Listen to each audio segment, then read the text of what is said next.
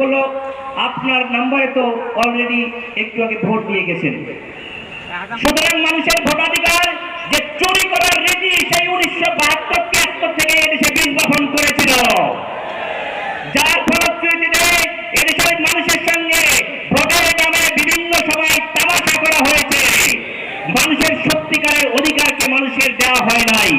প্রিয় এলাকাবাসী, তার ফলশ্রুতিতে একের পর এক যখন 1991, 1996, 2001 এ পর্যন্ত তাও মিনিমাম একটা পর্যায় তারা রেখেছিল। 2008 সাল থেকে শুরু করে পরপর যে নির্বাচনগুলো হয়েছে সেখানে তারা দামি ভোট, রাতের ভোট, গুন্ডা পান্ডা ঠান্ডা এই সকল ভোট করে এদেশের মানুষের সঙ্গে, মানুষের অধিকারের সঙ্গে, মানুষের মতের সঙ্গে সর্বোচ্চ পরিমাণ তাদের সঙ্গে ভোটাধিকারের ব্যাপারে তারা তামাশা করেছে, মানুষকে লজ্জা দিয়েছে। মানুষ শেষ পর্যন্ত